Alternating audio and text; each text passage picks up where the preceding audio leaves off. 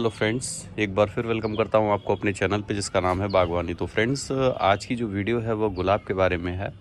और गुलाब का है या एक छोटा सा अपडेट का है, क्योंकि अभी समर में कुछ खास प्रॉब्लम्स आ रही हैं। 2-4 पॉइंट पे मैं बात करूंगा जल्दी जल्दी, क्योंकि मौसम आप हमारे यहाँ का देख रहे हैं फ्रेंड्स, काफ़ी ख़राब आज है। और लगभग अभी सुबह के 7:30 बज रहे हैं और अभी देखिए मौसम कितना अच्छा हुआ है।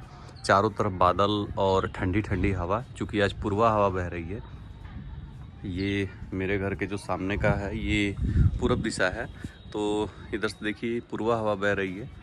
और पिछले 4-5 दिनों से मौसम बहुत अच्छा हुआ है, क्योंकि यहाँ पे लगभग 45 डिग्री टेम्परेचर चला गया था अप्रैल के महीने में, लेकिन अभी 35-36 ऐसे ही 5-6 दिन से था।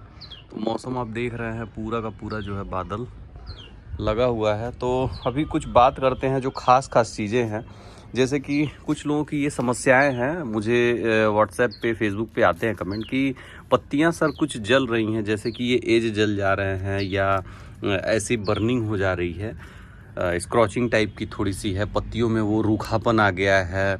तो क्या करें ऐसी इसकी कौन सा मतलब दवाई डालें, क्या खाद डालें, क्या ऐसा कुछ करें।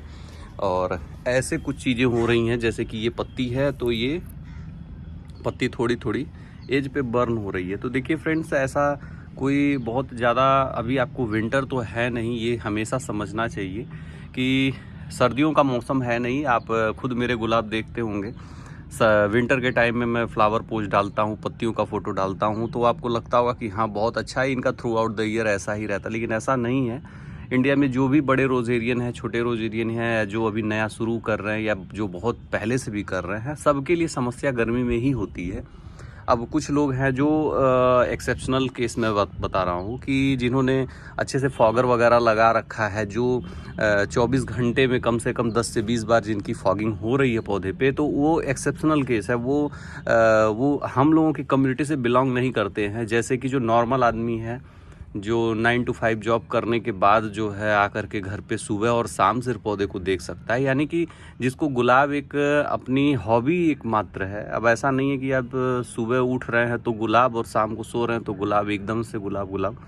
तो एक्सेप्शनल केस के कंपैरिजन आप कभी अपने साथ मत किया करिए, क्योंकि अब जिसके पास सुविधा है, फॉगिंग कर रखा है, तो उसकी पत्तियां भी आपको थोड़ी सुंदर दिखेंगी, उनमें चमक दिखेगी, फ्लावर भी ठीक ठाक उसमें खिलते ही रहेंगे, क्योंकि टेम्परेचर वो हमेशा पौधों का बिलो 30 हुआ रहता है। चूँकि फॉगर है, हमेशा पौधे पे मिस्टिंग हो रही है, भाप गिर रहा है, पानी की छोटी छोटी बूंदें गिर रही हैं, तो वो सुंदर लगेगा कहीं ना कहीं।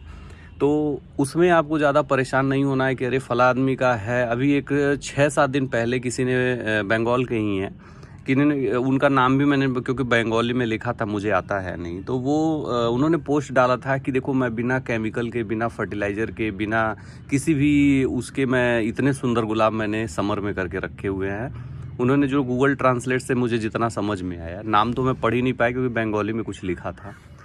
तो वो कारण क्या था कि उन्होंने ऊपर जो है एक पाइप जो होती है, फिल्टर वाली पाइप, वो लगा रखी थी, और उसमें से वो छोटा छोटा मिस्टिंग वाला फॉगर लगा रखा था, जो कि फॉगर उनका जो है थ्रू आउट द डे चलता रहता है। तो उससे क्या होता है, पौधे पे ताजगी बनी रहती है, पौधों का टेम्परेचर कूल डाउन हुआ रहता है।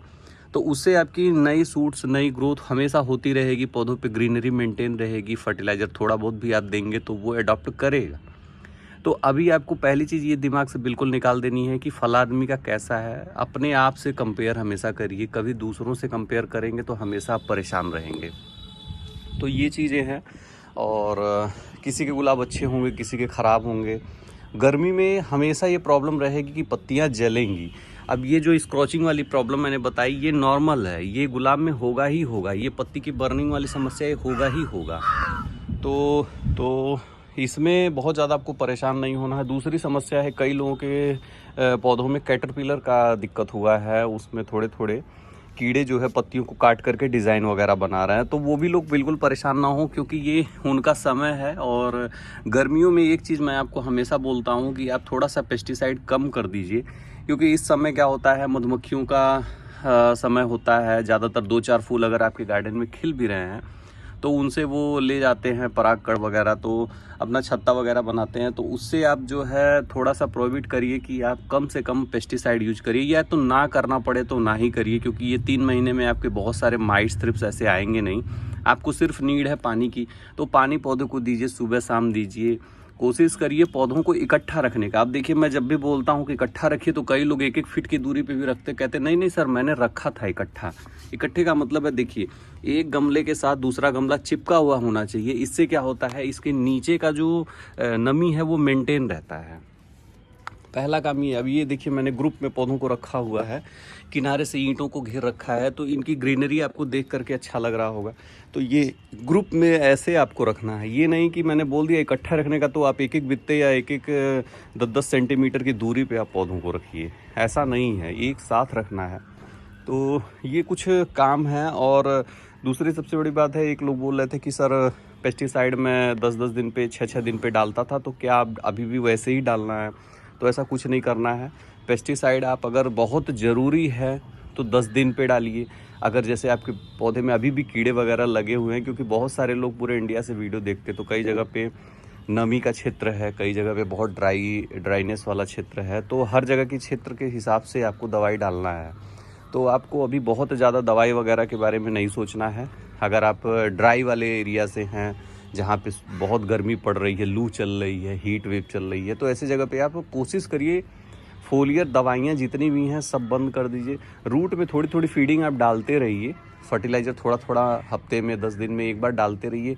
खाना नहीं बंद करना, खाना देते रहना है थोड़ा बहुत, लेकिन दवाइयों का उपयोग थोड़ा कम कर दीजिए, क्योंकि इस समय आप पत्तों को बहुत सुंदर बना के क्या कर सकते हैं। और थोड़ा सा दवाइयों को 1-2 महीने के लिए रिलैक्स करना देना चाहिए, नहीं तो क्या होता है पौधे जो है उस दवाई से थोड़ा सा जैसे क्या होता है उनको अडॉप्ट कर लेते हैं, तो फिर वो काम करना बंद कर देते हैं दवाइयाँ। तो ये कुछ खास ये थी 2-3 टॉपिक पे मैं बात करना चाह रहा था कई दिन से, और कई लोगों के कमेंट आ रहे थे, और इवन डेली ही आते हैं कि सर मेरी पत्तियां जो है जल रही हैं, मैं क्या करूं। तो देखिए पत्तियां जल रही हैं तो कॉमन सा सेंस है कि गर्मी है तो पत्तियां जलेंगी, चाहे आप कितना भी पानी डाल दो। एक टाइम तो ऐसा होगा कि जिस समय आप छत पे नहीं पहुंचोगे उस समय 2-4 पत्तियों में हल्की सी जलन ज़रूर हो जाएगी, तो इनसे आपको बहुत परेशान नहीं होना है। तो फ्रेंड्स आज की यही वीडियो थी। पानी बहुत ज़्यादा वेस्ट भी मत करिए, क्योंकि आने वाला टाइम बहुत टफ होने वाला है। और बाकी कोशिश करिए कि ग्रीनरी ज़्यादा से ज़्यादा लगाएं, कम से कम एक पौधा तो ज़रूर अपने छत पे लगाएं। वो ऐसा नहीं है कि आप छोटा सा सकुलेंट पौधा लगाएं, कम से कम एक ऐसा पौधा लगाएं जिसमें ज़्यादा ब्रांचेज हों, फलदार पौधा हो। बड़े से ड्राम में लगा सकते हैं, जगह नहीं है तो बाहर की कहीं क्यारी में लगा सकते हैं। अमरूद का पौधा लगाएं जिस पे झाड़ बने, जिस पे कुछ पक्षियाँ आ सकें, जिस पे कुछ पत्ते हो। ऐसा नहीं कि आप सकुलेंट लगाए जा रहे हैं, बोल रहे हैं मैं तो गार्डनिंग कर रहा हूँ, तो ऐसा नहीं करना है। तो ये सारी चीज़ें हैं। तो फ्रेंड्स आशा करता हूँ वीडियो आपको समझ में आई होगी। और ये देखिए आम कितने बड़े हो गए हैं। तो मिलते हैं नेक्स्ट वीडियो में एक अच्छी सी यूनिक सी इन्फॉर्मेशन के साथ। तब तक के लिए बाय बाय फ्रेंड्स।